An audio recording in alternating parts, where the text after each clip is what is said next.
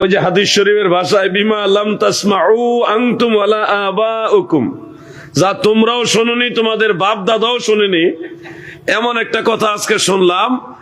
কুমিল্লার এক বক্তা বলতেছে পূজা শরীফে গেছে। হিন্দুদের যে পূজা, এই পূজা শব্দের সাথে শরীফ শব্দ লাগাইছে। নাউজুবিল্লাহ। এই ধরনের কথা শুনতেছি, যাদের মুখে এই কথাগুলি শুনি তারা কিন্তু একবারে অশিক্ষিত লোক না, জানে না, লেখাপড়া করে না, এরকম লোক না, বড় বড় ডিগ্রি আছে, বড় মাদ্রাসার শিক্ষকও। তো এই যে সময়টা চলতেছে, দাদু শোনেন, আমার কথা শুনেন, মনোযোগ দেন। আল মুস্তাদরাক আলা সাহিহাইনের মধ্যে উল্লেখ রয়েছে, হযরত আব্দুল্লাহ ইবনে আমর রাদিয়াল্লাহু তাআলা আনহু তিনি আরেকখানা riwayat বর্ণনা করেছেন, এটা সহিহ riwayat, যে শেষ জামানায় এমন কিছু অবস্থা মানুষের মাঝে তৈরি হবে, এমন কিছু সময় যুগ মানুষের মাঝে আসবে, ইয়াজতামিউনা ফিল মাসাজিদ ওয়া লাইসা ফীহিম মুমিন, সে সময় মসজিদে ভরপুর মুসল্লি থাকবে কিন্তু তাদের মাঝে ঈমানদার একজনও থাকবে না। কত কঠিন কথা এটা। আমরা যদিও শুনতেছি, নরমাল মনে করতেছি, পুরো মসজিদে মুসল্লি থাকবে কিন্তু একজনও ঈমানদার থাকবে না। এই কথাটা কত ভয়ানক কথা। অমিনান নাসি মান ইয়াকুলু আমান্না বিল্লাহি ওয়া বিল ইয়াউমিল আখির ওয়া মা হুম বিমুমিনিন। কোরআনুল কারীমের এই আয়াতের বাস্তব চিত্রটা এই জামানায় করে পরিপূর্ণভাবে আমরা দেখতেছি। বহু মানুষ বলবে আমরা আল্লাহকে বিশ্বাস করি, আমরা তৌহিদি জনতা, আল্লাহ মানি, পরকাল মানি, আখিরাত মানি। এরপর আল্লাহ বলতেছে ওয়ামা হুম বিমুমিনিন, তারা ঈমানদার নয়, মুমিনদের অন্তর্ভুক্ত নয়, কারণ তারা শুধুমাত্র তৌহিদ মানছে, আমার নবীরে মানছে না রে। রিসালাত না মানার কারণে সেই লোকটা ঈমানদার হিসেবে গণ্য হতে পারে নাই। ও আনোয়ারার নবীর প্রেমিকারা, মন দিয়ে শোনো,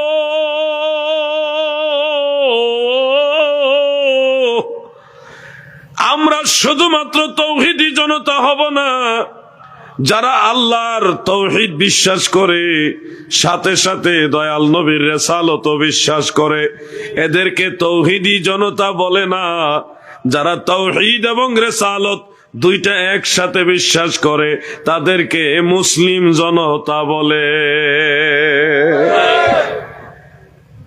তৌহিদি জনতা খারাপ জিনিস না, এটাও ভালো জিনিস। তবে তৌহিদি জনতা হলো তারা যাদের কাছে নবুয়ত রিসালাতের দাওয়াত পৌঁছেনি, তারা নিজের থেকে আল্লাহ তাআলাকে বা সৃষ্টিকর্তা একজন আছে ওইটা বিশ্বাস করে, আল্লাহর সাথে কাউকে শরীক করে না। এই ধরনের ব্যক্তিদেরকে বলা হয় তৌহিদি জনতা। আমি আপনাদের কাছে জিজ্ঞাসা করি, আপনাদের কাছে তৌহিদের দাওয়াত নিয়ে আল্লাহর রাসূল এসেছে কিনা? রিসালাতের দাওয়াত আসছে কিনা আপনাদের কাছে? যেহেতু তৌহিদ এবং রিসালাত দুইটা দাওয়াত আপনাদের কাছে এসেছে, সেহেতু আপনারা শুধু তৌহিদি জনতা নয়, আপনারা মুসলিম জনতা। বলেন কি জনতা? নিজেদেরকে মুসলমান হিসেবে পরিচয় দিতে কি লজ্জা লাগবে? এই জন্য আপনাদের পরিচয়টা পরিপূর্ণভাবে জেনে নেবেন। আমরা শুধুমাত্র লা ইলাহা ইল্লাল্লাহ বিশ্বাসী নই, আমরা লা ইলাহা ইল্লাল্লাহ এবং মুহাম্মাদুর রাসূলুল্লাহ দুইটা একসাথে বিশ্বাসী। আপনি দেখবেন তৌহিদি জনতা যারা বলে, তাদের মাঝে একটা প্রভাব, তারা মসজিদের মধ্যে শুধুমাত্র লা ইলাহা ইল্লাল্লাহ দেখলে খুশি হয়। যখন লা ইলাহা ইল্লাল্লাহর পাশে মুহাম্মাদুর রাসূলুল্লাহ দেখে তখন তারা নারাজ হয়, অখুশি হয়। ওই যে তৌহিদি জনতা বেজাল আছে কিন্তু শুনেন, আমরাও তৌহিদ মানি, রিসালাত মানি, কিন্তু আমরা নিজেদেরকে তৌহিদি হিসেবে পরিচয় দেই না। তৌহিদ মানি, সাথে রিসালাত মানি, কিন্তু পরিচয় আমাদের মুসলমান। ঠিক কিনা বলেন? যুবক ভাইরা আমার, আজকে দেখলাম আহলে হাদিস নামধারী লামাযহাবীদের একজন বক্তা আছে, তার নাম মুয়াজ্জেম হোসেন সাইফি। সে কোনো এক মসজিদে গিয়ে দেখছে মেহরাবের উপরে শুধুমাত্র লা ইলাহা ইল্লাল্লাহ লেখা, যার কারণে সে লাইভে এসে দেশবাসীকে জানাইতেছে এইভাবে শুধুমাত্র লা ইলাহা ইল্লাল্লাহ লিখবেন। এতে করে আপনারা তাওহীদ বুঝবেন ভালো। আচ্ছা আপনারা বলেন, কালেমা কি শুধুমাত্র লা ইলাহা ইল্লাল্লাহ না মুহাম্মদুর রাসূলুল্লাহ আছে? নবীজির নাম আছে না নাই? কাবা ঘরে, একেবারে কাবা ঘরে বাইতুল্লাহ শরীফের মধ্যে কালেমা শরীফ লা ইলাহা ইল্লাল্লাহ মুহাম্মাদুর রাসূলুল্লাহ লেখা আছে। মদিনার মসজিদে নববী শরীফে, মদিনা শরীফে পর্যন্ত বহু জায়গায়, মসজিদে নববীর বহু জায়গায় লা ইলাহা ইল্লাল্লাহ মুহাম্মাদুর রাসূলুল্লাহ সাল্লাল্লাহু আলাইহি ওয়াসাল্লাম লেখা আছে। তাহলে বলেন, মক্কা মদিনার মুসলমানরা কি তাহলে তাওহীদ বুঝে নাই?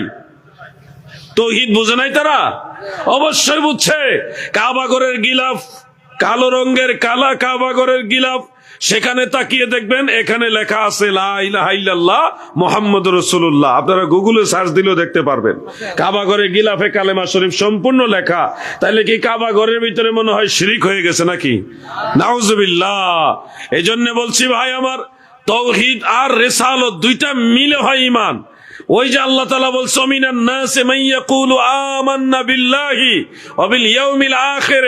আল্লাহর তাওহীদ মানে, আখিরাত মানে, কিন্তু রিসালাতের স্বীকৃতি না দেওয়ার কারণে আল্লাহ তাআলা বলে দিয়েছেন ওয়া মা হুম বিমুমিনিন, তারা ঈমানদার হতে পারে নাই। সুবহানাল্লাহ বলেন। মানে নবী না মানলে ঈমানদার হওয়া যাবে না। মাইয়াতির রাসূলা ফাকাদ আতা আল্লাহ, যারা রাসূলের আনুগত্য করে তারাই যেন আল্লাহর আনুগত্য করে। এই জন্য কেউ এসে যদি হঠাৎ করে বলে মসজিদের ভিতরে নবীর নাম কেটে দাও, মুহাম্মদুর রাসূলুল্লাহ কেটে দাও, কেটে দিবেন নাকি? বরং তাকে এলাকা থেকে বিতাড়িত করতে হবে। যেই লোক আমার নবীর নাম পছন্দ করে না, সে মুসলমান কিনা সন্দেহ আছে, ঠিক কিনা বলেন? কাবা ঘরে না, শুধু আরশে আজিমের মধ্যেই কালেমা শরীফ লেখা আছে।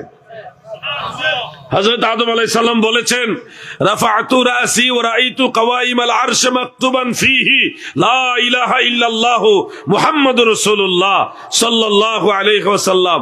আমি মাথা উপরের দিকে তুলে আরশে আজিমের প্রতিটি খুঁটির মধ্যে কালেমা শরীফ লেখা দেখছি।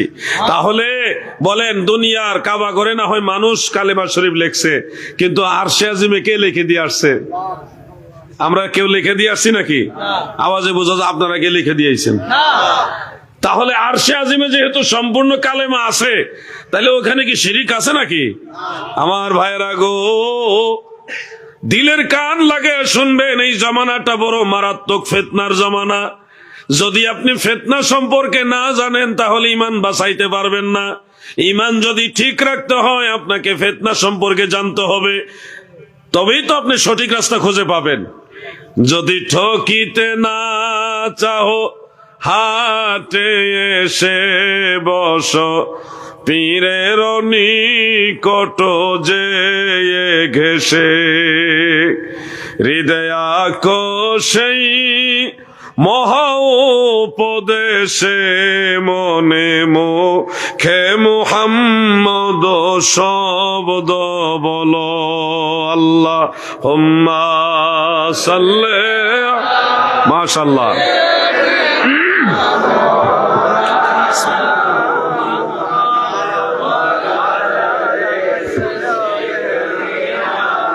মাওলানা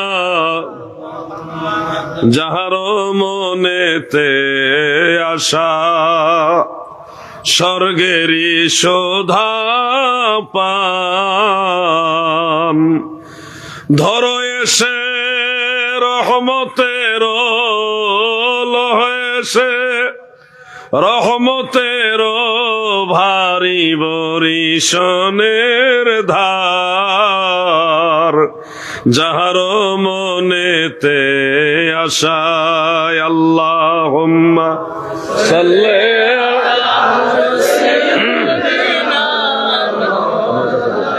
মামা সাড়া কান্ডালে ঘুমো ধরে যাবো আমরা।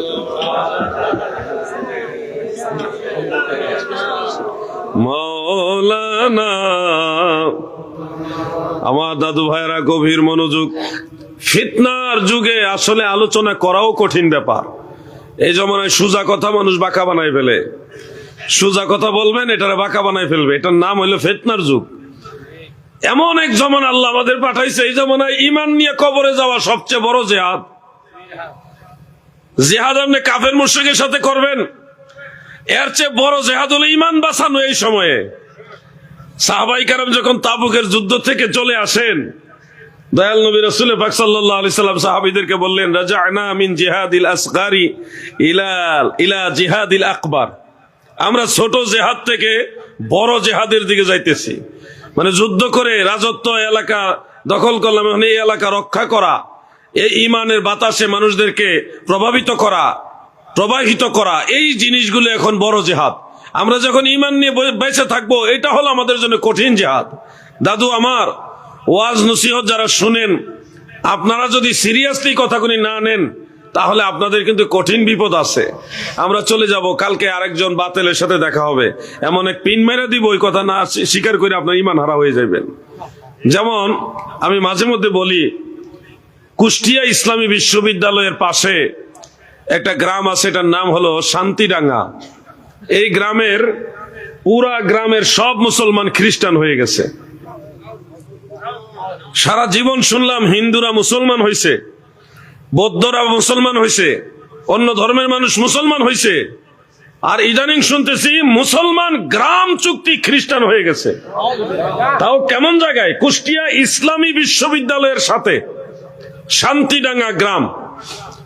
আমাদের দেশের কয়েকজন বড় বড় আলেম সেই গ্রামে গিয়ে জিজ্ঞাসা করলো যে আপনারা কেন আল্লাহর একমাত্র মনোনীত ধর্ম ইসলাম ধর্ম ছেড়ে, শান্তির ধর্ম ছেড়ে কেন খ্রিস্টান হইলেন? তারা কেন খ্রিস্টান হয়েছে ব্যাখ্যা দিয়েছে, আমি কি শোনাবো? তারা বলল, হুজুর শেখ, আপনারা তো ওয়াজ করেন, ইসলাম ধর্মের যারা পীর ফকির, পীর মাশায়েখ আউলিয়া, তারাই হাসরের ময়দানে জান্নাতে যাবে কিনা গ্যারান্টি নাই। নবী রাসূলরা ইয়া নফসি করবে, আপনারা এই ওয়াজ করেন না। শায়েখরা তখন চুপ হয়ে গেছে, কারণ এই ওয়াজ তো ওয়াহাবি শায়েখরা করে। ওয়াহাবিরা কিন্তু এগুলি বলে পীর ধরে লাভ নাই, কোন মুর্শিদ লাগবে না, কোন দরবারে যাওয়া লাগবে না, কোন মাজারে যাওয়া লাগবে না, মাজার পূজারি, পীর পূজারি, এই ধরনের ট্যাগ লাগাই দিবে আপনাদেরকে। ওলিয়া উলিয়া দরবারে যাইতে দেবে না। যদি পীর মুর্শিদের দরবারে যান, ওলিয়া উলিয়ার কাছে যান, আপনাকে বলবে আপনি মাজার পূজারি। কি বলবে? মাজার পূজারি ট্যাগ লাগাই দিবে আপনাকে, আর বলবে তাদের কাছে যায় কোনো লাভ নাই, তারা নিজেরা জান্নাতে যাবে কিনা গ্যারান্টি নাই। এই ওয়াজগুলি ওয়াহাবিরা করে কি করে না বলেন? যুবক ভাইরা কথা বলেন, বলে কিনা?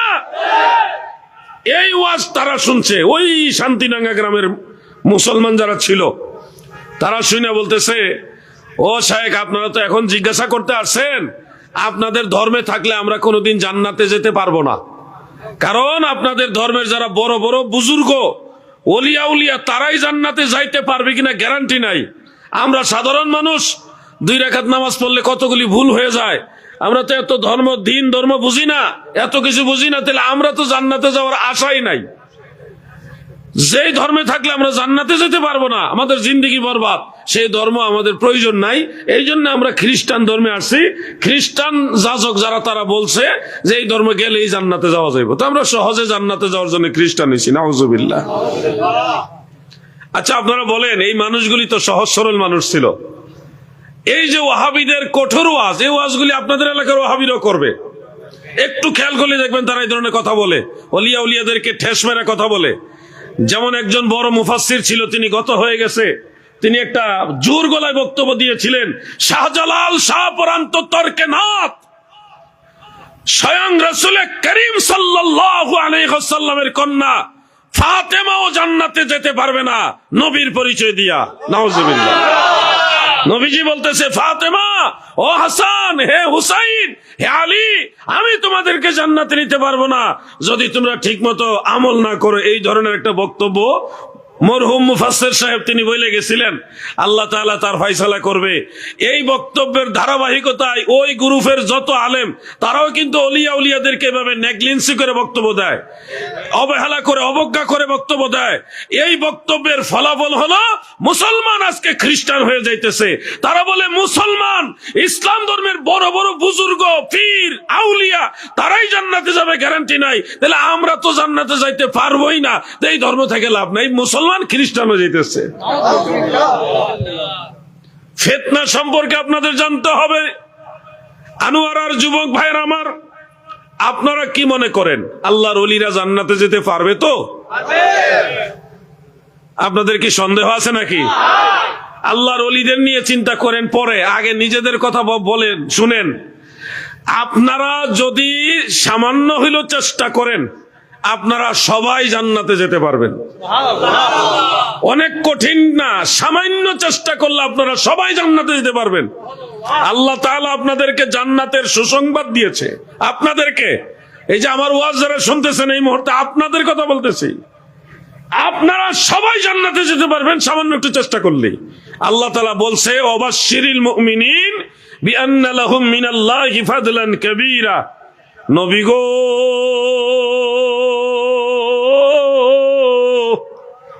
মুমিনদেরকে সুসংবাদ দেন, তাদের জন্য আমি আল্লাহর তরফ থেকে অনেক বড় দয়া রয়েছে।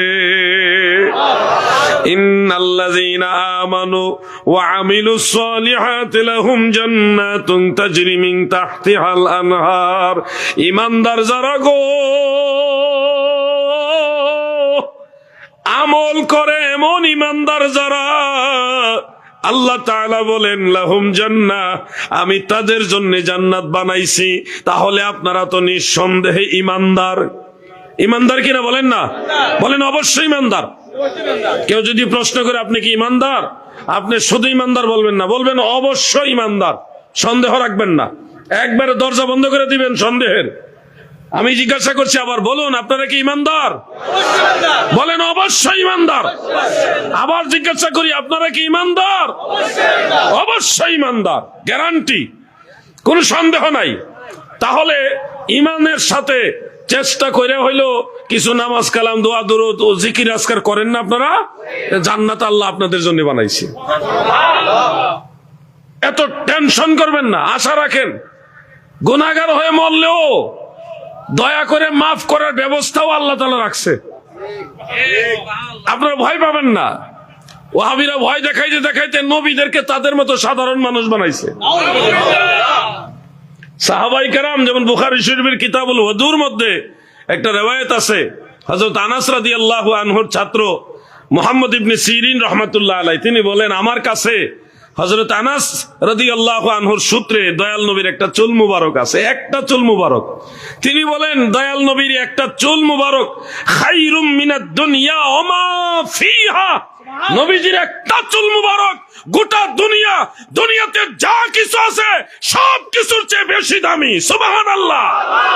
নারে তাকবীর, নারে রিসালাত, হায়াতুন নবী জিন্দাবাদ, জিন্দা নবী। আমার ভাই সাহাবায়ে কেরাম তাবিঈগণ নবীজির একটা চুল মুবারককে গোটা দুনিয়ার সাথে তুলনা দিতেন না, এর চেয়ে বড় মনে করতেন। আর আমার দেশের আন্তর্জাতিক খ্যাতি সম্পন্ন মুফাসসির সে বলে নবীজি আমাদের মতোই মানুষ। আরেকটা বেয়াদব সে আজকে বলতেছে আবু জাহেলের যেমন দুইটা হাত আছে, নবীরও দুইটা হাত আছিল। আবু জাহেলের যেমন দুইটা চোখ আছিল, আমার নবীরও দুইটা চোখ আছিল। আবু জাহেলেরও নাক আছিল, নবীজিরও নাক আছে। আবু জাহেলেরও মুখ আছিল একটা, নবীরও একটা মুখ আছিল। অতএব নবী আবু জাহেল, আর আবু জাহেল যেরকম মানুষ নবীও ওরকম মানুষ। নাউজুবিল্লাহ বলেন। এগুলো ঈমান আছে? বেঈমান হয়ে গেছে।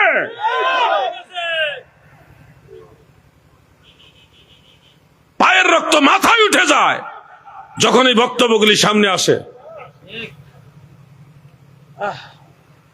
প্রতিবাদ না করে কি করব? আমাদের অনেকে বলেন হুজুর আস্তে আস্তে বললেন ভালো লাগে। আরে আস্তে আস্তে কথা বলে তারা, সব সময় আস্তে আস্তে কথা বলে তারা যাদের ধান্দা আছে। আমাদের ধান্দা নাই। আমাদের যখন নবীজির বিরুদ্ধে, নবীজির শানের বিরুদ্ধে কেউ কথা বলে তখন আস্তে আস্তে কথা বললে আর হবে না। যুদ্ধের ময়দানে গিয়ে তরবারি খাপের মেঝে ঢুকায় থইয়া যুদ্ধ হবে? আমার দাদু গো, ফিতনার যুগে আপনাদেরকে আর কি বুঝাবো? এই ফিতনা থেকে বাঁচার রাস্তা কি? কি করলে এই ভয়ানক ফিতনা থেকে বাঁচতে পারবেন? এই জন্য আপনাদেরকে ছন্দে ছন্দে একটা কথা আপনাদের শোনাতে চাই। যদি ঠকিতে না চাও হাটে এসে বসো, পীরের নিকট যে ঘেসে হৃদয়া সেই মহা উপদেশে মনে মুখে মুহাম্মদ শব্দ বলো আল্লাহুম্মা সাল্লি মারহাবা।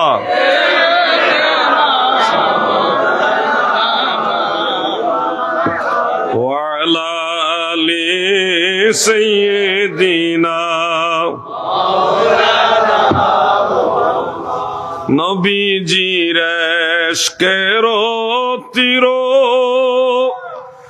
কলিজায় বিধিল যারো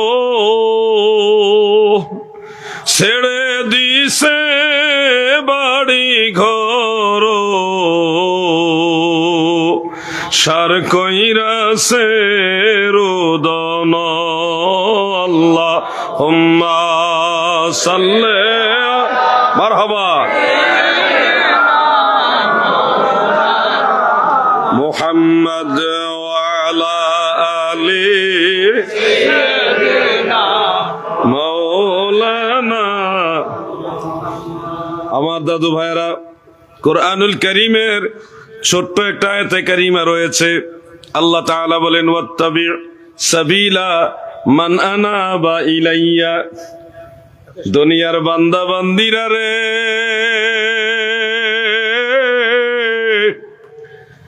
তোমরা ওই তরিকা ওই রাস্তা অনুসরণ করো যেই রাস্তায় আমি আল্লাহর আদরের বান্দারা চলে এসেছে।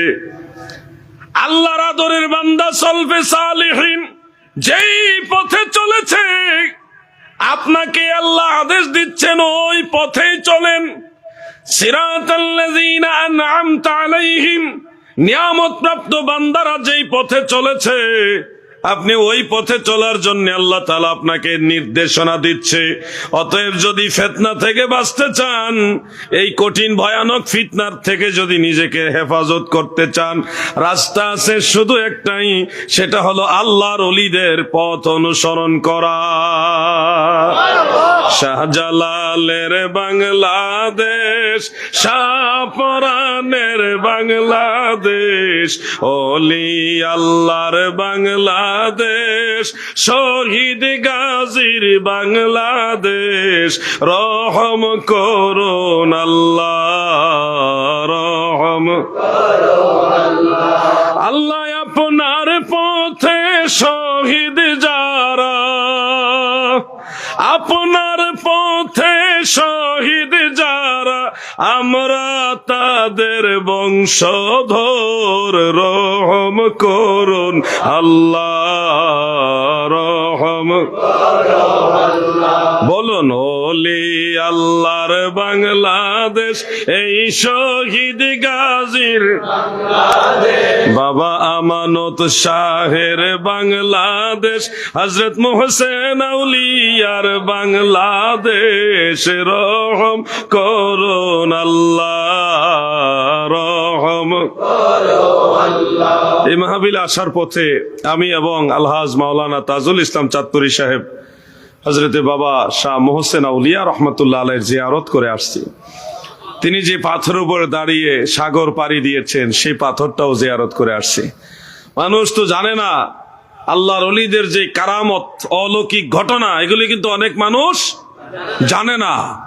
আমি মাঝে মধ্যে যখন বলি, ওই যে সোশ্যাল মিডিয়াতে আমাদের আব্দুল সাত্তার ভাইদের মাধ্যমে যখন এগুলি প্রচার হয়, তখন অনেকে বলে এই কি বলে, পাথরের উপর দিয়ে বলে মানুষে সাগর পাড়ি দিয়েছে, আবার মাছের উপরে দাঁড়িয়ে সাগর পাড়ি দিয়েছে, কুমিরের উপরে দাঁড়িয়ে সাগর পাড়ি দিয়েছে, জায়নামাজের উপরে দাঁড়িয়ে নদী পার হয়ে গেছে।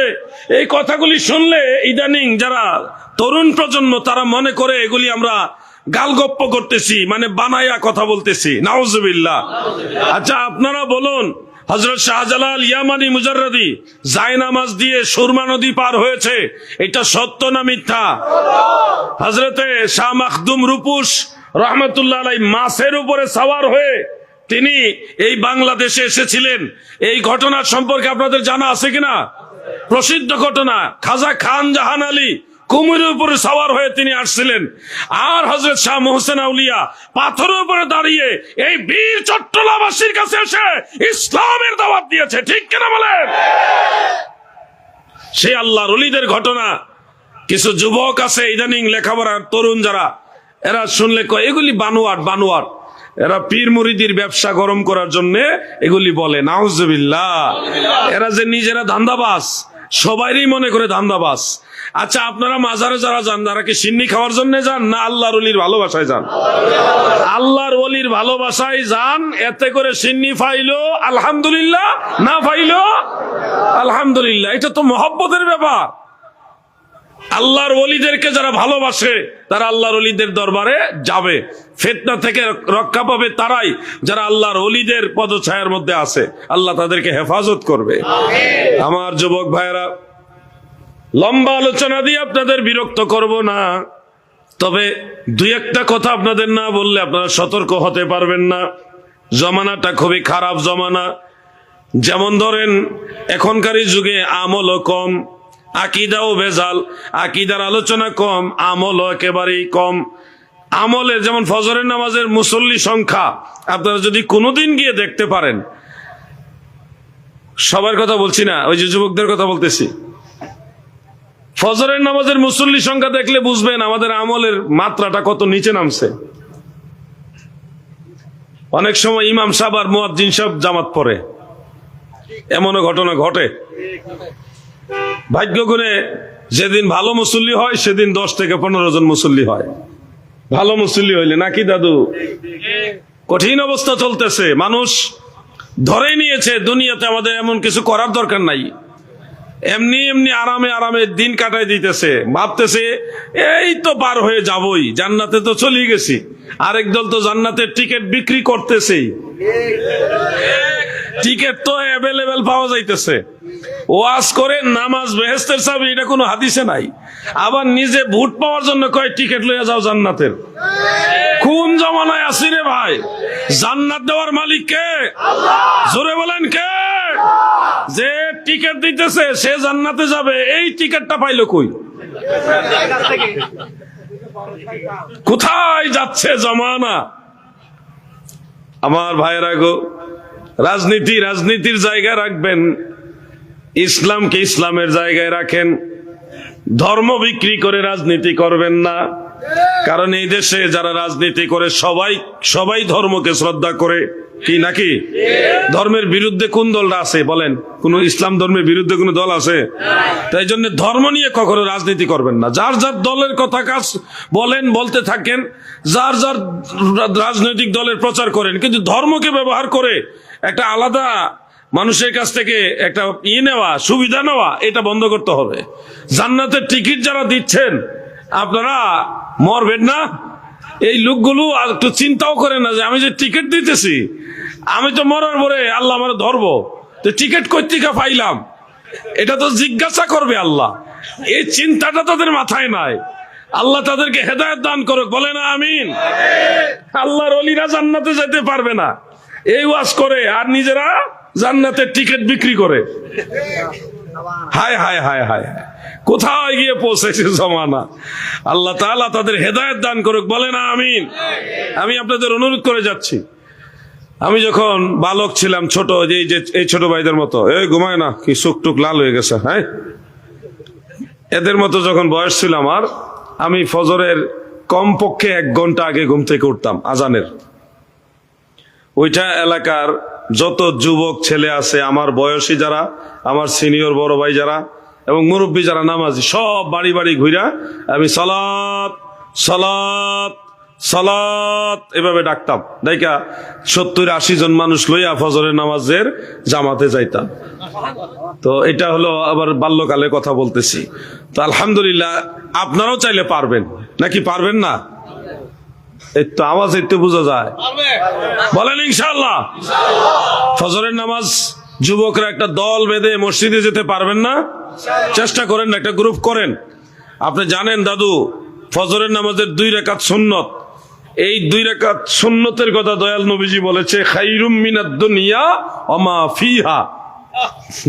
গোটা দুনিয়াতে যত ধন সম্পদ, হীরা মণিমুক্তা, স্বর্ণ, যা কিছু আছে সব যদি এক পাল্লায় রাখে, ফজরের 2 রাকাত সুন্নতের দাম আল্লাহর কাছে আরো বেশি। এই নামাজ ইয়া রাসূলুল্লাহ, এই 2 রাকাত সুন্নত নামাজ আদায় করবেন, তারপরে ফরজ নামাজ আদায় করে একটা বিশেষ আমল আছে, আমি বলে দিই আপনাদের, বলবো। ফজরের নামাজ যখন শেষ হয়ে যাবে কিংবা অন্যান্য নামাজ যখন শেষ হবে, বিশেষ করে ফজরের নামাজের ব্যাপারে আপনাদেরকে কয়েকটা আমল বলে যাই। নামাজ শেষ হইলে প্রথমেই আপনারা ইস্তেগফার পড়বেন 3 বার, আস্তাগফিরুল্লাহ 3 বার পরেই আপনারা একটা দোয়া পড়বেন, লা ইলাহা ইল্লাল্লাহু ওয়াহদাহু লা শারীকা লাহ, লাহুল মুলকু ওয়া লাহুল হামদু ওয়া হুয়া আলা কুল্লি শাইইন কাদির। এই দোয়াটা পড়বেন। এরপরে আরো কিছু ছোট ছোট তাসবিহ আছে, এর মধ্যে একটা তাসবিহ আছে 7 বার যদি পড়তে পারেন, একটা তাসবিহ আছে যদি 7 বার তিলাওয়াত করেন, এই দোয়া 7 বার পড়ার সাথে সাথে আপনার জন্য আগামী দিনের যতটা সময় আছে ওই সময়টা ফেরেশতার আল্লাহর কাছে ক্ষমা চাইতে থাকবে, আপনার গুনাহ মাফের জন্য আল্লাহর কাছে ইস্তেগফার করতে থাকবে। এমনকি ওই দিনের ভিতরে আপনি যদি ইন্তেকাল হয়ে যান, আমার আল্লাহ আপনাকে শহীদ মৃত্যু দিবে, আখিরাতে জান্নাতের বাসিন্দা বানায়া দিবে। সেই দোয়াটা ছোট্ট একটা দোয়া, আমার সাথে বলো,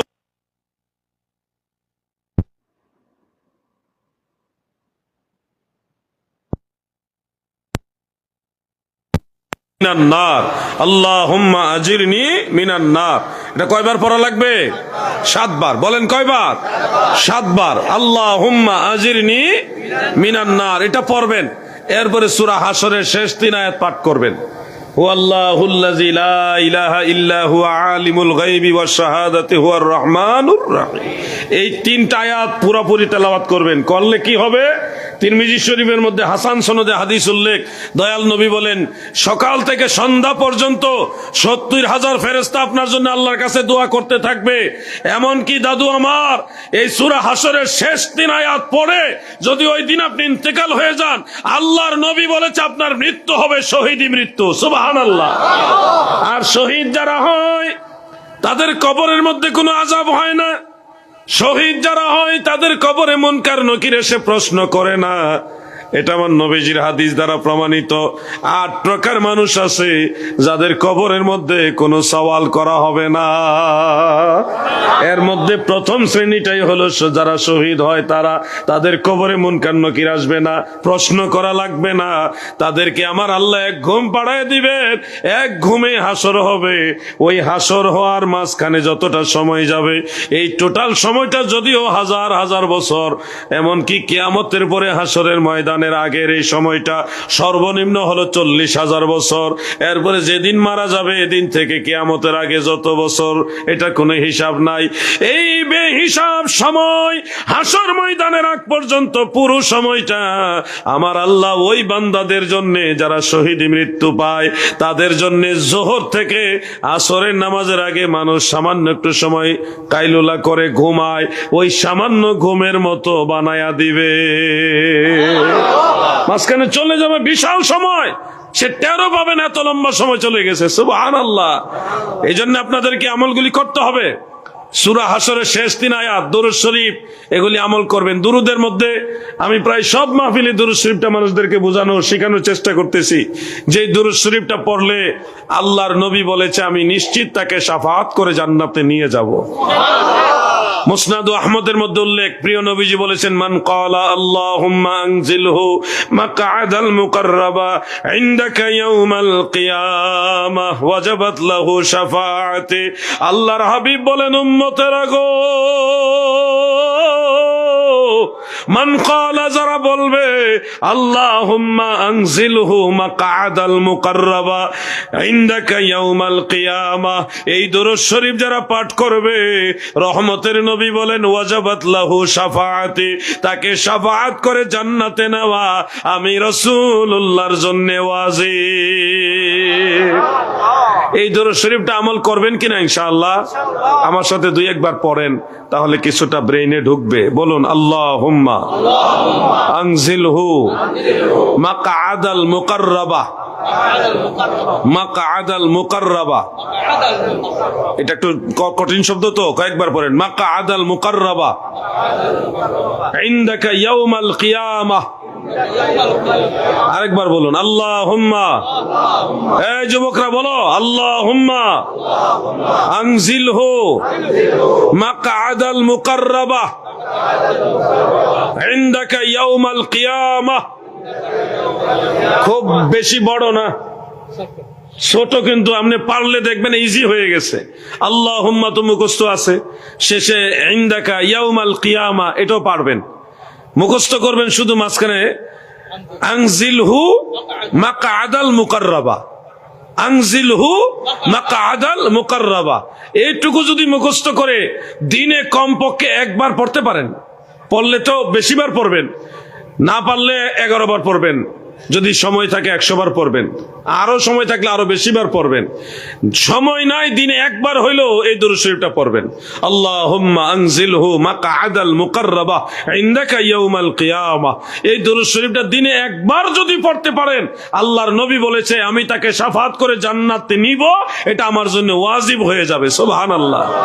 এই জন্য আমরা গজলে বলি, আমার শাফাতের কান্ডারি মদিনাওয়ালা, আমার শাফাতের কান্ডারি মদিনাওয়ালা, আলা হযরত মুস্তাফা নবী সাল্লাল্লাহু আলা, আলা হযরত মুস্তাফা নবী সাল্লাল্লাহু। যুবক ভাইরা, বটতলি নাকি হলিদিয়ার পাড়া, বটতলি হলিদিয়ার পাড়ার যুবক যারা আছেন, যুব সমাজ, আমি লক্ষ্য করতেছি আপনাদের মধ্যে একটু দুর্বলতা আছে।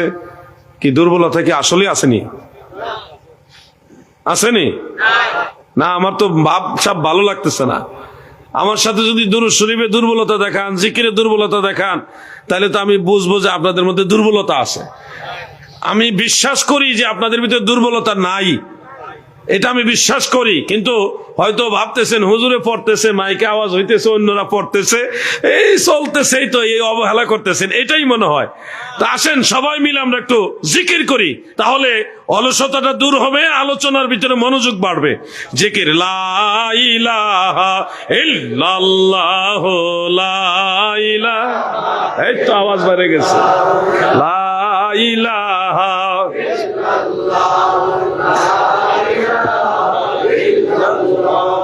মাশরিকে মাগরিব দিক বিদিক চলিল সেই আলোর চেক, ওরিল নিশান তাওহীদের পড়ুন কালিমা মুসলমান, লা ইলাহা মারহাবা লা ইল্লাল্লাহ, লা ইলাহা লা ইলাহা ইল্লাল্লাহু মুহাম্মাদুর রাসূলুল্লাহ সাল্লাল্লাহু আলাইহি ওয়াসাল্লাম। ফিতনা থেকে বাঁচতে হইলে আমলের দিকে ঝুঁকতে হবে, আমল করতে হবে। এরা ফতোয়া লিয়া মারামারি করো, আপনি আল্লাহর সাথে, আল্লাহ রসুলের সাথে মহব্বত করেন। মহব্বত করার মাধ্যম হলো ইবাদত, নেক আমল। নেক আমলের মধ্যে আচ্ছা আলহামদুলিল্লাহ আইবো ইনশাআল্লাহ হুজুর। আবার আমার দাদু ভাইরা গো, দিলের কান লাগায় শুনবেন, আমল বাড়ায় দেন, দেখবেন শয়তান আস্তে আস্তে কাইটা যেতেছে। দেখবো যে এইটার লোকে ইয়ে করে লাভ হইতেছে না। যেমন একটা আমলের কথা আমি বলতে চাচ্ছি, যেটা ফজরের বিশেষ একটা আমল, বলবো? ঘুমাই রয়েছেন না আপনারা? ফজরের নামাজ যখন শেষ, দোয়া সূরা হাসর পড়লেন, বিভিন্ন দোয়া দরুদ পড়লেন, এরপর দরুদ শরীফ মিলাদ শরীফ পড়ে দোয়া করলেন, এরপরে দেখতেছেন সূর্য এখনো ওঠেনি, হয়তো 10-15 মিনিটের মধ্যে সূর্য উঠে যাবে। ওই সময়টা মসজিদ থেকে বের হবেন না, মসজিদে বসে থাকবেন। বসে যখন যে তসবিহ পারেন এটা পড়বেন। যেমন আরেকটা তসবিহ আপনারা পড়তে পারেন, সুবহানাল্লাহি ওয়া বিহামদিহি, সুবহানাল্লাহি ওয়া বিহামদিহি, সুবহানাল্লাহি ওয়া বিহামদিহি। এই তসবিহটা যদি আপনি 100 বার পড়েন, সহিহ ইবনে হিব্বানের মধ্যে উল্লেখ, 100 বার যদি সুবহানাল্লাহি ওয়া বিহামদিহি যদি আপনি পড়েন, আপনার আমল নামার মধ্যে যদি সাগরের ফেনার সমতুল্য গুনাহ খাতাও থাকে, সমস্ত গুনাহ খাতা আল্লাহ মাফ করে দিবে। ফজরের নামাজের মুনাজাত যখন শেষ হয়ে যাবে, আপনারা মসজিদ থেকে বের হবেন না, ওখানে বসে বসে সুবহানাল্লাহি ওয়া বিহামদিহি এটা 100 বার পড়বেন, আস্তে আস্তে পড়বেন, তাহলে সময়টাও পার হলো, আপনার ওই ফজিলতও পাইলেন। সূর্য যখন উদিত হয়ে যাবে, পুরোপুরি উদিত হয়ে গেছে, তখন আপনি ইশরাকের নামাজ 2 রাকাত নামাজ পড়বেন। কয় রাকাত? বলেন কয় রাকাত? 2 রাকাত নামাজ পড়লে কি হবে গো? আল্লাহর নবী বলেন, আমার উম্মতের মধ্যে যারা ইশরাকের নামাজ 2 রাকাত আদায় করে, এর বিনিময়ে আমার আল্লাহ তার আমল নামায় একটা বড় হজ আর একটা উমরা হজের সওয়াব লিখে দেয়। একটা বড় হজ আর একটা কি উমরা হজ, মাত্র 2 রাকাত নামাজে, মাত্র 2 রাকাত নামাজে। আরেকটা নামাজ আছে, আমি বলে দিই আপনাদের, মনে রাখবেন। অনেক মুরব্বীর এই নামাজগুলি পড়েনও। আওয়াবিন নামাজ পড়েন কিনা আপনারা? ওই একজন পাওয়া গেছে, মাশাআল্লাহ। আওয়াবিন নামাজ মাগরিবের পরে পড়তে হয় 6 রাকাত। যদি একান্তই না পারেন 4 রাকাত পড়বেন। সুন্নত হলো 6 রাকাত পড়া। কয় রাকাত? 6 রাকাত। আর যদি মনে করেন একটু কাজের ব্যস্ততা বেশি, 4 রাকাত পড়তে পারেন। এতে কি হবে জানেন? লাইলাতুল কদর সারা বছরে একবার আসে। লাইলাতুল কদর সারা বছরে একবার আসে, তাও মাহে রমাদানের শেষ 10 দিনের যে কোনো এক বেজুর রাতে। মাহে রমাদানের শেষ 10 দিনের যে কোনো এক বেজুর রাতে আসে লাইলাতুল কদর। কেউ পায়, কেউ পায় না, কারো নসিবে হয়, কারো নসিবে হয় না। কিন্তু আপনি যদি আওয়াবিন নামাজ পড়েন, আওয়াবিন নামাজের অনেকগুলো ফজিলত, এর মধ্যে একটা ফজিলত হলো, আপনি যদি মাগরিবের পরে 6 রাকাত আওয়াবিন নামাজ পড়েন, তাহলে মসজিদুল আকসায়, জেরুজালেম ফিলিস্তিনে মসজিদুল আকসার মধ্যে লাইলাতুল কদর পাইলে যেমন সওয়াব হইতো, ওই সমান সওয়াব আপনার আওয়াবিন নামাজ পড়লে আল্লাহ দান করবে।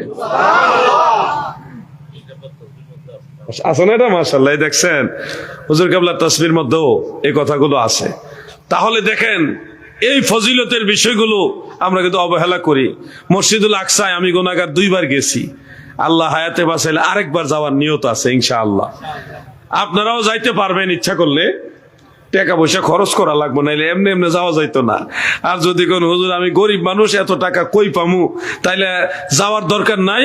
মসজিদুল আকসায়, বাইতুল মুকাদ্দাসে লাইলাতুল কদর পালন করার সুযোগ, ওই সমান নেকি পাওয়ার সুযোগ আপনার বাড়িতেই আছে। আপনি আওয়াবিন নামাজ পড়েন বা মসজিদে গিয়ে আপনি মাগরিবের পরে আর কোনো কথাবার্তা না কইয়া ডাইরেক্ট 6 রাকাত আওয়াবিন নামাজ পড়বেন, তাহলে ওই সমান নেকি আপনি ঘরে বসে তো পাইতেছেন। ফিলিস্তিন আর যাওয়া লাগতেছে না। চেষ্টা করবেন নি নাকি না? আমি যে এত কষ্ট করে কথাগুলি বলতেছি, আপনার মধ্যে কি কিছু মানুষ আমল করবেন না? ইনশাআল্লাহ কয়ও না, ডরে যে আবার নামাজ পড়া লাগে। নামাজ রে মানুষ যে কি ডরান ডরায়। আওয়াবিন নামাজ পড়বেন, এই কথাটা 2 বার জিজ্ঞেলাম, আওয়াজটা তেমন সুবিধার না। আমি আরেকবার জিজ্ঞাসা করি, মনের থেকে নিয়ত করে বলেন ইনশাআল্লাহ আমল করার চেষ্টা করবেন। আচ্ছা, কি চেষ্টা করবেন কোন? আওয়াবিন নামাজ। মাশাআল্লাহ। এই আমলের দিকে যখন ঝুঁকে যাবেন, ফিতনা আপনার থেকে দূরে সরে যাবে। কেউ এসে বলবে এটা বেদাত, ওইটা বেদাত, তার বেদাত বলার টাইমই পাবে না, কারণ আপনি আছেন আল্লাহর সাথে কানেকশন নিয়া, আপনি আছেন মদিনাওয়ালার দুরূদ শরীফ নিয়া। এখানে বিভ্রান্ত করার আর সুযোগ তারা পাবে না। ফিতনা থেকে বাঁচার এটা আরেকটা রাস্তা। আরেকটা নামাজ আছে, প্রায় 1 ঘন্টা সময় লাগে নামাজটা পড়তে, ঠিকঠাক মতো পড়তে। জোরে কন্যা, এই তো মাশাআল্লাহ, বাপের বেটা একটাই ঠিক। এইটারে সাহস আছে মাশাআল্লাহ। সালাতুত তাসবিহের নামাজ, এই 4 রাকাত নামাজ পড়তে মোটামুটি ধীরে সুস্থে পড়লে 1 ঘন্টার কাছাকাছি লাগে। পড়ছেন নি নামাজ? না পড়ানি? মাশাআল্লাহ। কোন হুজুরে পড়ায়? আপনি পড়েননি? মাশাআল্লাহ, আল্লাহ আপনার হায়াত দারাজ করুক। হুজুর, আমি খুশি হইলাম, আপনার জন্য মন থেকে দোয়া করলাম। মানুষদেরকে এই নামাজগুলি শিক্ষা দেন। দয়াল নবী রাসূল আকরাম সাল্লাল্লাহু আলাইহি ওয়াসাল্লাম স্বীয় চাচা হযরতে আব্বাস রাদিয়াল্লাহু আনহুকে এই নামাজ শিখাইছেন এবং বলছেন, হে আমার চাচা, এই নামাজ আপনি প্রতিদিন পড়বেন, যদি তাও না পারেন সপ্তাহে একবার পড়বেন, না হয় মাসে একবার পড়বেন, অন্যথায় 6 মাসে একবার পড়বেন, না হয় বছরে একবার পড়বেন। ও চাচা, যদি বছরে একবার না পারেন, জীবনে একবার হইলেও পড়বেন। কি লাভ হবে? যদি বালুর স্তূপ পরিমাণ গুনাহ থাকে আপনার আমল নামায়, অথবা সাগরের ফেনার সম পরিমাণ গুনাহ থাকে, সালাত ও তাসবিহ নামার পরে সব গুনাহ আল্লাহ মাফ করে একবারে ক্লিন করে দিবে। এই নামাজগুলো সম্পর্কে আমরা বেখবর হয়ে গেছি। মা বোনদেরকে শিক্ষা দিবেন, আমলের দিকে চলে আসেন, ফিতনা কমে যাবে। আমল বাড়ায় দেন, ফিতনা কমে যাবে। দাদু আমার, অবহেলা করবেন না, সময় কিন্তু চলে যাচ্ছে। আলাউদ্দিন জিহাদি কিন্তু আজ থেকে 10, 15, 20 বছর আগে এরকম ছিল না, আরো হ্যাংলা পাতলা ছিল। এখন হঠাৎ করে এই যে বয়স বাড়তেছে, ভারী হয়ে যাচ্ছি। মাঝে মধ্যে আয়নার দিকে তাকাইলে ভাবি যে সময় তো অনেক চলে গেল, কখন যে আজরাইল এসে সাক্ষাৎ করে ঠিক নাই। প্রস্তুতি তো রাখতে হবে। আমি নিজেকে নিয়ে ভাবি, আপনাকেও ভাবতে হবে, সময় বেশি নাই।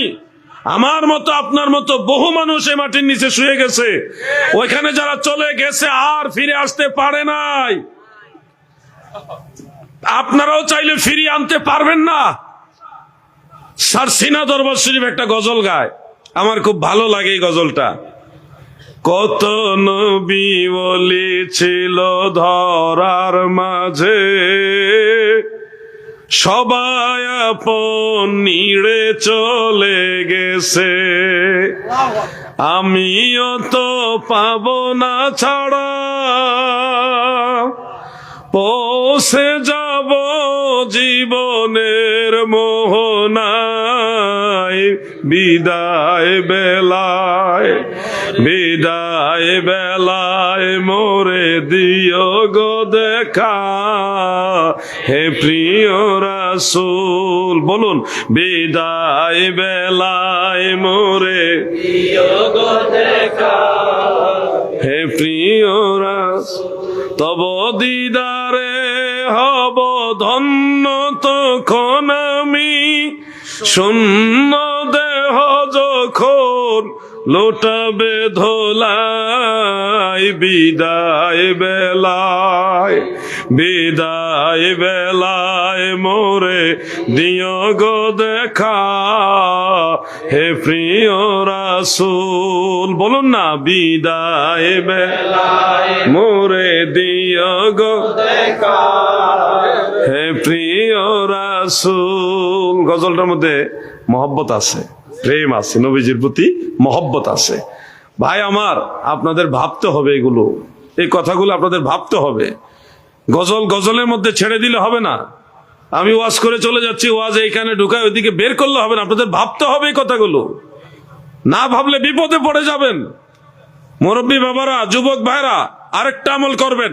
ফিতনা থেকে দূরে সরতে হলে আমল বাড়াইতে হবে, আমল বাড়াইতে হবে।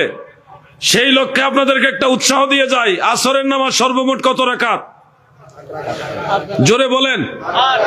8 রাকাত। 4 রাকাত সুন্নাত, 4 রাকাত ফরজ, এই টোটাল হলো 8 রাকাত। কিন্তু আমরা লক্ষ্য করি অনেকেই এই আসরের নামাজের 4 রাকাত সুন্নত নামাজ অবহেলা করে পড়ে না। বিভিন্ন কারণে সিগারেট বিড়ি টানতেছে, সময় খেয়াল নাই, বা চা খাইতেছে দোকানে, এনে ধোয়া উঠে কি সিগারেট খায়নি, ও না চা খাইতেছে। ইন্না লিল্লাহ। আমি দেখছি না হুজুর, আসলে খেয়াল করছি আমি বিড়ি কয়েল উঠতেছে নাকি চিন্তা করছিলাম। আমার ভাইয়েরা গো, এটা অসম্ভব। হুজুর খান, বেয়াদবি নিয়েন না, খান। মানে কয়েলের দোয়া নাকি কিছু তো টেনশনে বেড়ে গেছিলাম। কি জানে বলতেছিলাম, হ্যাঁ, অবহেলা করে অনেকে আসরের 4 রাকাত সুন্নত নামাজটা ছেড়ে দেন।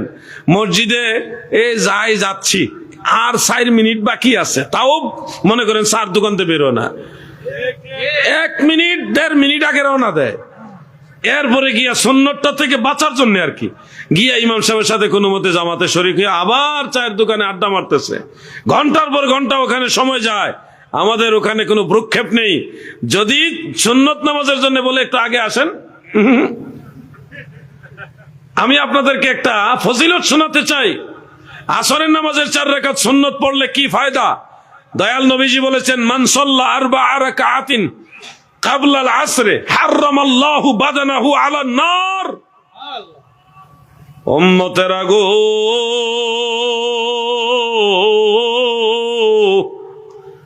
তোমরা যারা আসরের ফরজের পূর্বে 4 রাকাত সুন্নত নামাজ আদায় করবা, হারামাল্লাহু বাদানাহু আলান নার, ওই সুন্নত আদায় করনেওয়ালার দেহ জাহান্নামের আগুনের জন্য আমার আল্লাহ হারাম করে দিবে। চিন্তা করছেন কত দামি আমল এটা, কত মূল্যবান আমল। নিয়মিত আপনি যদি সুন্নতটা আদায় করেন, এই সুন্নতের কারণেই জাহান্নামের আগুন আপনার জন্য হারাম হয়ে যাবে। বলেন, এই সুন্নতটা আদায় করার চেষ্টা করবেন কিনা বলেন? যুবক ভাইরা আমাকে আশ্বস্ত করেন ইনশাল্লাহ। কি ইনশাল্লাহ কোন উপলক্ষে বলছেন? হ্যাঁ, আসরের সুন্নত আদায় করবেন। এই তো, আপনারা রাগ করেন না। আমার সাবজেক্ট দিছেন যে কি করলে ফিতনা থেকে বাঁচা যাবে। আমার কাছে মনে হইতেছে আল্লাহর ওলিদের সোহবতে গেলে ফিতনা থেকে বাঁচা যাবে। ওয়া কুনু মা'আস সাদিকিন। আল্লাহ আপনাকে ডিরেকশন দিয়েছে, সত্যবাদী বান্দার কাতারে গিয়ে শামিল হও। ফাদখুলি ফি ইবাদি, আমার খাস বান্দা যারা তাদের কাতারে শামিল হও। তো খাস বান্দাদের কাতারে যখন শামিল হবেন, তখন আপনাদেরকে নিয়ে তারা আল্লাহর কাছে দোয়া, মুনাজাত, জিকির, আজকার, নামাজে, বিভিন্ন বন্দেগীতে মশগুল হয়ে থাকবে। আল্লাহর ওলিরা কখনো মারামারি করতে যায় না, ঠেলাঠেলি করতে যায় না। আল্লাহর ওলিদের কাছে এমন একটা তাওয়াজ্জু, এমন একটা পাওয়ার আল্লাহ দেয়, সেই পাওয়ার দিয়া গরিব মানুষ যারা আছে, আশিকে রাসূল যারা আছে, ইসলাম প্রেমিক, কোরআন সুন্নাহ প্রেমিক যারা আছে, তাদেরকে নিয়ে আল্লাহর ওলিরা আল্লাহ এবং আল্লাহ রাসূলের ধ্যানে মশগুল থাকে। এইভাবে তারা সময় পার করে।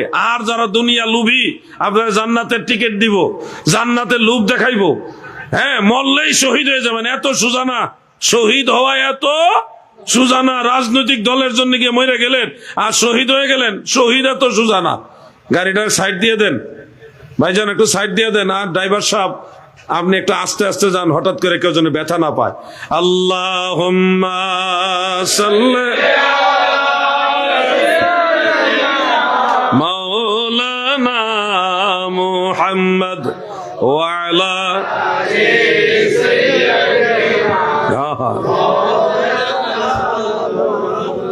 আমার দাদু ভাইরা গো, ফিতনার যুগে ফিতনা থেকে বাঁচতে হলে আমার কাছে মনে হয় নেক বান্দাদের সোহবতে থেকে বেশি বেশি নেক আমল করতে হবে। এটাই হলো বাঁচার একমাত্র রাস্তা। ও ভাই আমার, রাতের বেলায় সম্ভব হলে তাহাজ্জুদ নামাজ পড়বেন। সারা রাত তাহাজ্জুদ নামাজ পড়ার মতো একটা নেক আমল, সহজ একটা আমল আপনাদেরকে শিখায় দেয়া যায়। আপনারা জোহরের নামাজ নিশ্চয়ই আদায় করেন। সর্বমোট কত রাকাত পড়েন? 12 রাকাত না? আর তারগীব ও তারহিবের মধ্যে উল্লেখ, মান হাফিজা আরবা'a রাকাত ক্বাবলা যোহর ওয়া বা'দাহা। আমার দয়াল নবীজি বলেন, জোহরের আগে যারা 4 রাকাত পড়ে সুন্নত, আর জোহরের পরে 4 রাকাত, মানে 2 রাকাত সুন্নত, 2 রাকাত নফল, এই টোটাল 12 রাকাত যারা পড়বে, দয়াল নবী বলেন সারা রাত দাঁড়ায় তাহাজ্জুদ নামাজ পড়ার সমান সওয়াব আমল নামায় আল্লাহ লিখে দিবে। আরেকটা হাদিস আছে, ফুতিহাত লাহু আবওয়াবুর রাহমা, রহমতের সব দরজা আল্লাহ আপনার জন্য খুলে দিবে। সুবহানাল্লাহ বলেন। রহমত লইবারে মাওলা তব ধারে এসেছি, দয়া করে দাও গো রহমত, দয়া করে দাও গো রহমত, দিলের ঝোলা পেতেছি, রহমত লইবারে মাওলা তব ধারে এসেছি। সাহাবায়ে কেরাম আমার নবীকে এতই ভালোবাসতেন যে একদিন 2 দিন না খাইয়া মসজিদে নববী শরীফের বারান্দায় থাকতেন, নবীজির সাথে প্রথম কাতারে দাঁড়ায় নামাজ পড়তেন। একবার এক ঘটনা ঘটলো, হযরত আবু হুরায়রা, হযরত ইবনে আব্বাস, এরকম অনেক সাহাবী ওনারা না খাইতে না খাইতে শরীর একেবারে দুর্বল হয়ে গেছে, পেটের ক্ষুধা আর সহ্য করতে পারতেছে না। বুখারী শরীফের মধ্যে উল্লেখ, ওই সাহাবারা দল বেঁধে একজন মহিলা সাহাবীর বাড়ির ঘরের দুয়ারে গিয়ে দাঁড়ায় সালাম দিল। ওই মহিলা সাহাবিয়া তিনি একটু অর্থশীল মানুষ, টাকাওয়ালা। সালাম দিয়ে বললেন, আপনার কাছে কি কোনো খাবার আছে? একজন মুমিন ভাই আরেকজন মুমিনা বোনের কাছে গিয়ে খাবার চাইতেছে, কতটা ক্ষুধা লাগছে। একজন ভাই একজন বোনের বাড়িতে খাবার খাইতে যায় কখন? কথা বুঝতেছেন আপনারা? ভাই পেটের ক্ষুধা সহ্য করতে না পেরে বোনের বাড়িতে গিয়ে সালাম দিয়ে বলতেছে, আপনার কাছে কি কোনো খাবার আছে? বোন এমন বোন, টাকা পয়সা থাকলেও ওই দিন ওনার ঘরে কোনো খাবার নাই। আল্লাহর কি মহিমা, ওই দিন ওই বোনের ঘরেও কোনো খাবার নাই। বোন লজ্জিত হয়ে শর্মিন্দা হয়ে বলল, ভাই আমার এই মুহূর্তে আমার কাছে কোনো খাবার নেই। লজ্জিত হয়ে গেলেন। তখন ভাইয়েরা কি করলো, তারা চিন্তা করলো যে আজকেও তো তাইলে খাবার পাবো না, যেহেতু আমার এই বোনের ঘরে খাবার নাই, তাহলে আজকের দিনে আর কোথাও খাবার পাওয়ার সম্ভাবনা নাই। শরীর এতটা দুর্বল, তা সত্ত্বেও সাহাবাই কেরাম তখন নিয়ত করলেন, রোজা রাখার নিয়ত, ইন্নী সাইমুন ফি ইয়াউমি হাযা। এইভাবে তিনারা মৌখিক উচ্চারণের মাধ্যমে নিয়ত করে ফেললেন। ওই দিনে রোজা রেখে নামাজ পড়ছে। এইভাবে সাহাবীরা নবীজির সাথে নামাজ পড়েছে, বন্দেগী করেছে, অলসতা দেখায়নি। ভাই মনে রাখবেন, মাদারিজুন নবুয়তের মধ্যে পড়েছিলাম, একজন সাহাবী নবীজির কথা শুনে তার এত ভালো লাগে, নবীজির দিকে তাকায় থাকলে তার এত শান্তি লাগে, এই কারণে সে ফজরের নামাজ পড়ে নবীজির কাছে বসে আছে। অন্যান্য সাহাবার আসলে সে একটু দূরে সরে গিয়ে অন্যদেরকে কথা বলার সুযোগ করে দেয়, আবার চলে গেলে আবার নবীজির কাছে এসে বসে থাকে, কোনো কিছু বলে না। এমনিতে নবীজি কথা বলে এটা শুনে আর আল্লাহ রসুলের দিকে তাকায় থাকে, ভালো লাগে। এইভাবে জোহর পর্যন্ত নবীজির দরবারে বসে আছেন। জোহরের সময় আবার তিনি আল্লাহর হাবিব রাসূল আকরাম সাল্লাল্লাহু আলাইহি ওয়াসাল্লামের সাথে নামাজ আদায় করলেন। নামাজ আদায় করে আবার দরবারে নববীতে বসে আছেন, যায় না। ওই আসর পর্যন্ত আগের মতো লোকজন আইলে সাইড দিয়ে দেয়, কথা বলার জায়গা করে দেয়, আবার লোকজন চলে গেলে আবার উনি একটু আগায়া আল্লাহ রসুলের কাছে বসে থাকে। দয়াল নবীজি ওইটা কোথাও গেলে নবীজির সাথে হাইটা হাইটা যায়, ঘুরে, মানে ওনার মূল কাজই হলো নবীজির দিকে তাকায় থাকা, আল্লাহর হাবিবের দিকে তাকায় থাকা, এটা হলো ওনার মূল কাজ। আসরের সময় হয়েছে, দয়াল নবীজি নামাজে দাঁড়াইছেন, উনি আল্লাহ রসুলের সাথে নামাজে দাঁড়াইছে। আসরের পরেও তিনি আবার দরবারে নববীতে বসে আছে, যায় না। ওই যে আলহাজ মাওলানা তাজুল ইসলাম চাঁদপুরি সাহেব, তিনি একটা গজল গাইতেন, গজলটা মনে পড়লো, প্রেম যদি শিখবি রে মন, প্রেম যদি করবি রে মন, সব ছেড়ে চল মদিনায়, দয়াল নবী যেই দেশে ঘুমায়, আমার জিন্দা নবী যেই দেশে ঘুমায়। এটা হুজুরের গজল, হুজুর থেকে আমি শিখছি। আরেকবার বলি, প্রেম যদি করবি রে মন, প্রেম যদি শিখবি রে মন, সব ছেড়ে চল মদিনায়,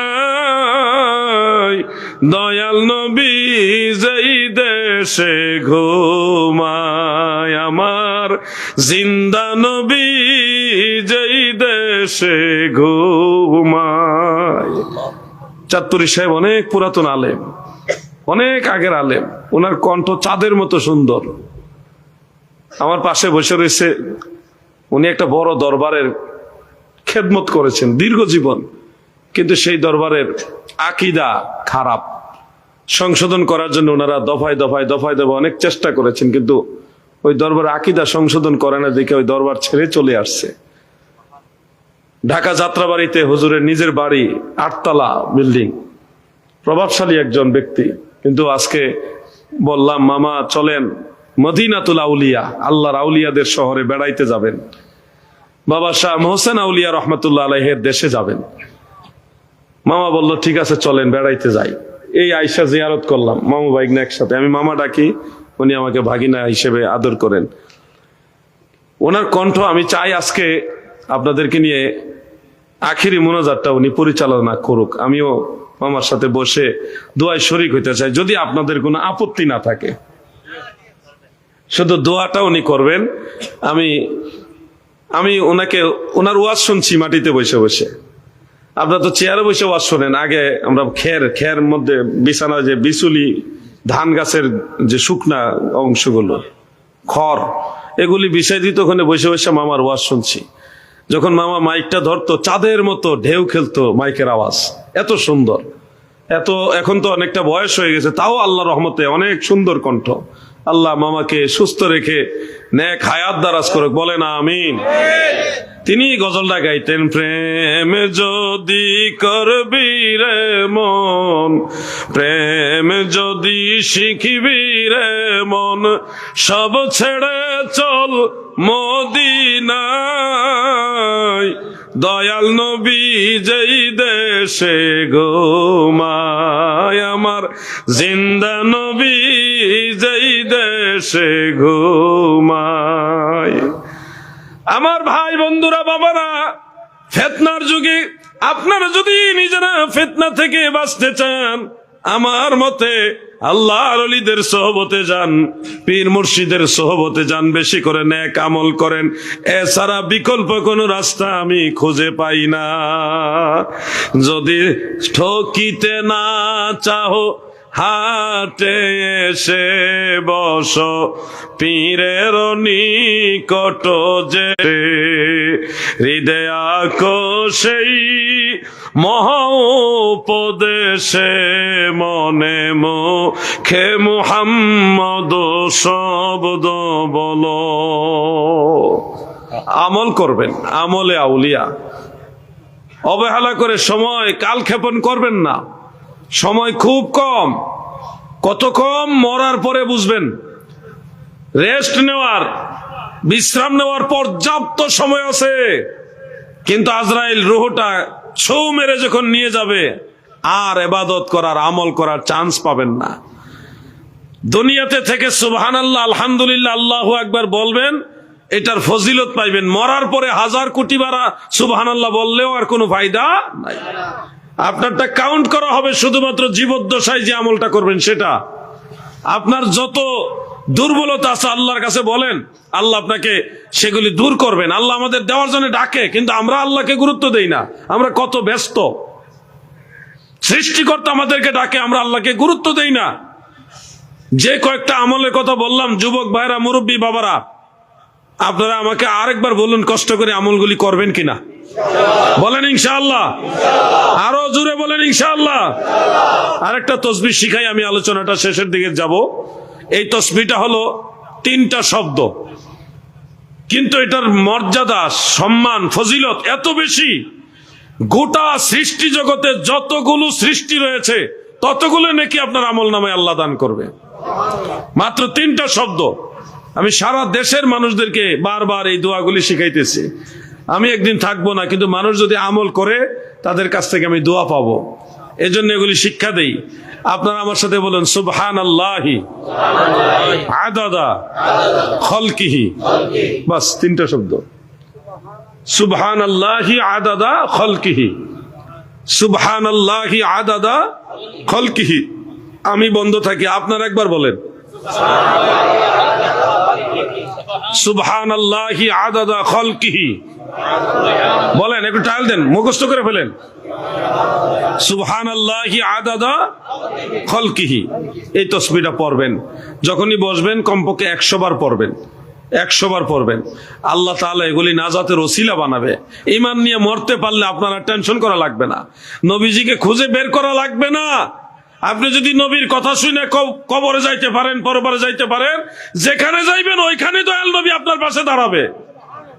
দেখি তো আবার, ও আচ্ছা, ঠিক আছে, একটু জিকির করুন। ইসমে জাত আল্লাহ আল্লাহ আল্লাহ আল্লাহ আল্লাহ আল্লাহ আল্লাহ আল্লাহ আল্লাহ আল্লাহ আল্লাহ আল্লাহ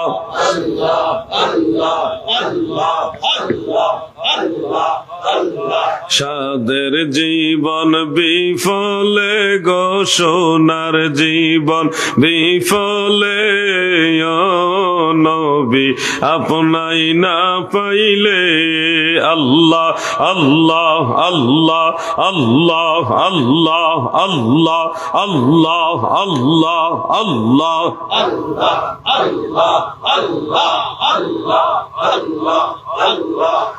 লা ইলাহা ইল্লাল্লাহু মুহাম্মাদুর রাসূলুল্লাহ সাল্লাল্লাহু আলাইহি ওয়াসাল্লাম।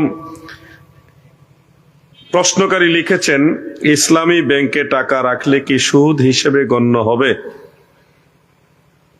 যে কোনো ব্যাংকে, সেটা ইসলামের নাম ব্যবহার করে হোক আর ব্যবহার ছাড়াই হোক, কোনো ব্যাংকিং সিস্টেম সুদ ছাড়া নাই। যারা ইসলামের নাম ব্যবহার করতেছে তারা অপ্রকাশ্যে সুদের ব্যবসা করতেছে। তারা নামটা চেঞ্জ করে দিয়েছে মুনাফা। এটা কিন্তু আল্লাহর নবীর ভবিষ্যৎবাণীর মধ্যেও আছে। দয়াল নবীজি বলছে, আমার উম্মত ধ্বংস হবে কয়েকটা কারণে। আমার উম্মতের অনেকগুলো কওম, তারা মাটির নিচে চাপা পড়ে মারা যাবে। মাটির নিচে চাপা পড়ে মারা যাবে, ভূমিকম্পে মারা যাবে। দয়াল নবীজির হাদিস সুনান আবি দাউদের মধ্যে উল্লেখ। যেই কয়েকটা কারণে মাটির নিচে চাপা পড়ে মারা যাবে ভূমিকম্পে, এর মধ্যে অন্যতম দুইটা কারণ নবীজি বলেছেন।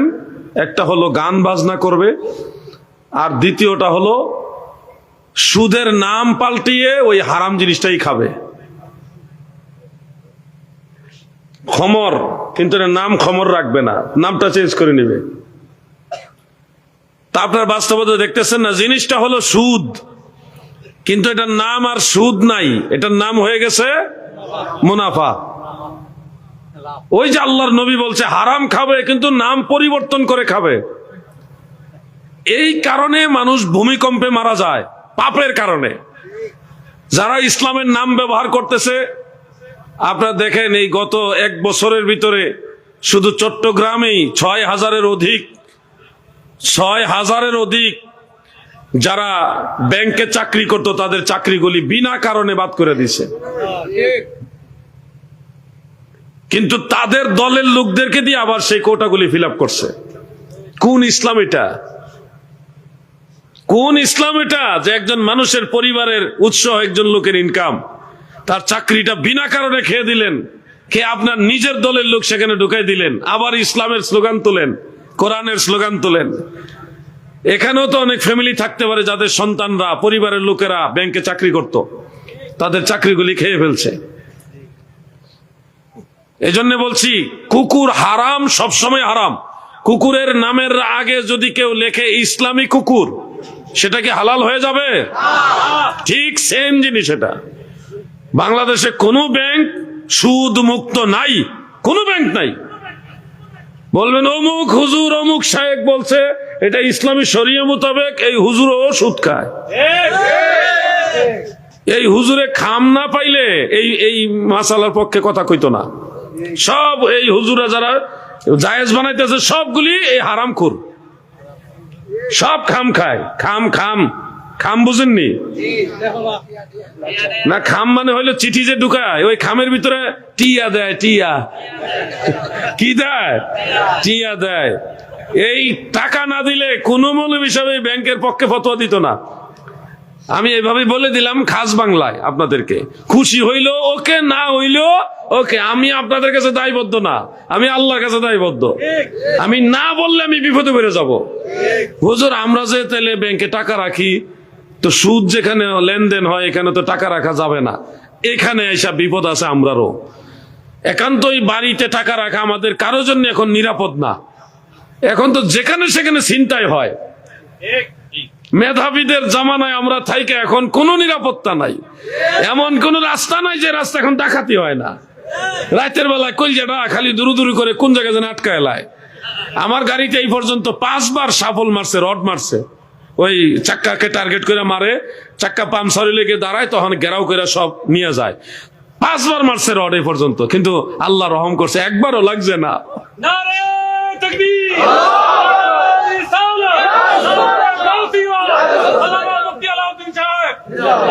আল্লাহ আমাকে হেফাজত করছে, আল্লাহ যেন আমাদের সবাইকে হেফাজত করে, বলে না আমিন। ভাই এই জন্য বলছি আপনাদেরকে, ব্যাংকে আপনারা আমরা যারা টাকা রাখি, এটা আমাদের জানমালের নিরাপত্তার জন্য। এক্ষেত্রে আমাদের এটা মাজুরি হাল আছে, মাজুরি হাল, যেটা ইন্টারেস্ট আসবে, মুনাফা আসবে বাৎসরিক, এটা আমাদের জন্য হালাল না, এটা হারাম। এই টাকাটা যেটা লভ্যাংশ আসে, এই টাকা বিনা মানে দান সোয়াবের নিয়ত ব্যতীত, সোয়াবের নিয়ত লাভের ব্যতীত এই টাকাটা অসহায় দরিদ্র মানুষকে দিয়ে দিতে হবে, সোয়াবের নিয়তে দেওয়া যাবে না। বুঝছেন নি আপনারা? না, এই মাসালা তো আপনারা মানতেন না, কারণ এটা আপনারা বিরুদ্ধে। আর যদি না মানেন, আমার কোনো লস নাই, আমি বাইসে গেলাম, আপনাদের জানাই দিয়ে গেলাম। আপনারা না মানলে এখন আপনার বিপদ। যদি আমরা না বলতাম, কেউই বললাম না, হাসরের ময়দানে আপনারা আপনার দলে নিলে, হুজুর আপনি কইছেন না কেন, আমরা লোকে আপনার জাহান্নামে যাওয়া লাগবো, তখন কিন্তু আমরা বিপদে পড়ে যেতাম। এখন আমরা দায় মুক্ত জানাই দিচ্ছি।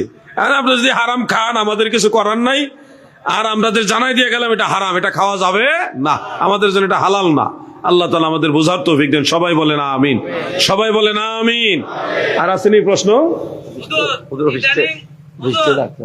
অফিসটা তার একটা আছে। ও আচ্ছা, কিতা নাউজুবিল্লাহ।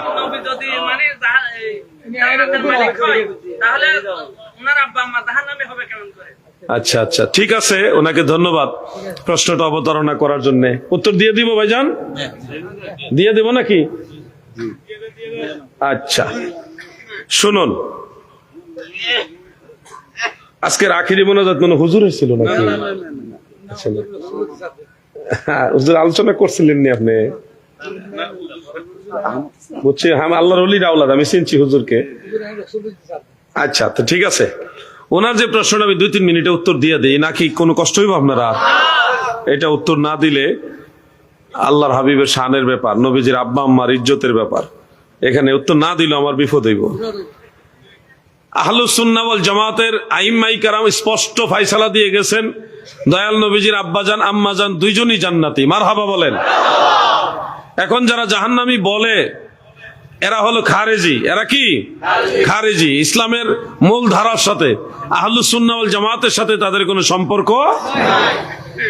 মনে রাখবেন, নবীজির পিতামাতা জান্নাতি, এটা অনেকভাবে প্রমাণিত, অনেকভাবে প্রমাণিত। এর মধ্যে একটা সহজ বিষয় আমি আপনাদেরকে বলি, যারা দয়াল নবীজির নবুয়ত প্রচারের জমানা পাননি, ফিতরাতের কালে ইন্তেকাল হয়ে গেছেন, তাদের বিচার আর আমাদের বিচার কিন্তু একরকম হবে না। আমাদের বিচার হবে একরকম, আর যারা নবীজির নবুয়ত প্রচারের জমানা পায়নি, তাদের বিচার হবে আরেক রকম। আল মুস্তাদরাক আলা সাহিহাইনের মধ্যে উল্লেখ, ফিতরাতের কালে যারা ইন্তেকাল করেছে, তাদেরকে আল্লাহ তাআলা হাসরের ময়দানে আলাদা করবে। যেমন নবীজির আব্বা জানতো নবীজির দুনিয়াতে শুভাগমনের আগে ইন্তেকাল হয়ে গেছে, নবীজির নবুয়ত প্রচারের জমানা পায়নি। নবীজির আম্মা জান, তিনিও নবীজির বাল্যকালে ইন্তেকাল হয়ে গেছে, নবীজির নবুয়ত প্রচারের জমানা পায়নি, তাহলে ওনারা ফিতরাতের উপর ইন্তেকাল হয়ে গেছে। এই ধরনের মানুষগুলির পরকালের বিচার কিরকম হবে, সেই সম্পর্কে আমাদের প্রিয় নবীজি রাসূল আকরাম সাল্লাল্লাহু আলাইহি ওয়াসাল্লাম বলেন, তাদেরকে আল্লাহ তাআলা আলাদা করবেন, আলাদা করে তাদের সম্মুখ পানে বিশাল অগ্নিকুণ্ডলী সাজাবেন, সাজিয়ে আল্লাহ সবাইকে আদেশ দিবেন, তোমরা আগুনে ঝাঁপ দাও। তাদের মধ্যে একটা বড় অংশ আগুনে ঝাঁপ দিবে, আর একটা অংশ আগুনে ঝাঁপ দিবে না। যারা আগুনে ঝাঁপ দিবে, ঝাঁপ দেওয়ার পরে দেখবে আগুনের ভিতরে আগুন না, আগুনের ভিতরে জান্নাতের বাগান। সুবহানাল্লাহ, তারা জান্নাতি হয়ে যাবে। আর যারা ঝাঁপ দিবে না, তাদেরকে আল্লাহ প্রশ্ন করবে, তোমরা ঝাঁপ দিচ্ছ না কেন? তারা বলবে, আল্লাহ জেনে শুনে আগুনে ঝাঁপ দিব কেন? যারা আগুনে ঝাঁপ দিয়েছে তারা তো বোকা, এরা তো জ্বলে গেছে, পুড়ে গেছে, আমরা তো দেখছি এটা আগুন, এই জন্য আমরা, আমাদের জ্ঞান আছে, আমরা সুস্থ জ্ঞানের লোক, আমরা কেন আগুনে ঝাঁপ দিব? আল্লাহ তাআলা বলবে, তাহলে তোমরা জাহান্নামে যাও। তখন তারা বলবে, আল্লাহ কেন? আমরা তো বুদ্ধিমানের পরিচয় দিলাম, আমরা কেন জাহান্নামে যাব? আল্লাহ তাআলা বলবে, আমার আদেশ অমান্য করছো, এই কারণে জাহান্নামে যাইবা। দুনিয়াতে নবী রাসূলদের মাধ্যমে কিংবা আসমানি কিতাবের মাধ্যমে যদি দাওয়াত দিতাম, পরোক্ষভাবে সেই দাওয়াত যদি তোমাদের কাছে পৌঁছতো, তাহলে তোমরা এটা মানতা না। সেটা প্রমাণ হয়েছে, আমি সরাসরি আদেশ দিলাম ওইটা অমান্য করে। অতএব তোমরা আমার অবাধ্য বান্দা, তোমরা জাহান্নামে যাইবা, এদেরকে জাহান্নামে পাঠাবে। এখন আপনাদের বিবেকে কি বলে, ইসলামী মাইন্ডে নবীজির আব্বা আম্মা দিনারা কি আল্লাহর আদেশ মানবেন নাকি অমান্য করবেন? আপনাদের বিবেকে কি বলে? মানবেন। আমরা এটা কেমনে বুঝলাম? নবীজির আব্বার নাম হলো আব্দুল্লাহ, অর্থ হলো আল্লাহর বান্দা। দ্বিতীয়ত, বিভিন্ন কিতাব থেকে আমি পেয়েছি নবীজির আব্বার কপালে নূরে মোহাম্মদী যখন ছিল, তখন মক্কার সুন্দরী রমণী, যারা সুন্দরী সুন্দরী নারী ছিল, অনেক ধন সম্পদের মালিকও ছিল, তারা বলছে আব্দুল্লাহ তুমি আমাকে বিবাহ করো, আমার সবকিছু তোমাকে দিয়ে দিব। একান্ত নির্জনে সময় কাটাইবার জন্য অনেকে প্রস্তাব দিয়েছিল, কারো প্রস্তাব তিনি গ্রহণ করেননি, বরং তৎকালীন যে শরীয়তের বিধান প্রচলিত ছিল সেই নিয়ম অনুযায়ী মা আমেনার সাথে বিবাহ বন্ধন আবদ্ধ হয়েছে। কোন হারাম কাজে উনি শরীক হয়নি। তার মানে বোঝা গেল নবীজির আব্বাজান একজন আদর্শবান ব্যক্তি ছিলেন। তিনি আল্লাহকে, সৃষ্টিকর্তাকে ভয় পাইতেন। অন্যথায় যে কোনো একজন নারীর সাথে তিনি একান্তে মিলিত হতে পারতেন, কিন্তু হয়নি, কারো ডাকে সাড়া দেয়নি। এ থেকে আমরা বুঝে নিলাম যে তিনি সৃষ্টিকর্তা আল্লাহ তাআলাকে ভয় পাইতেন। যিনি আল্লাহকে ভয় পায় তিনি অবশ্যই আখেরাতে আল্লাহর আদেশ মানবে।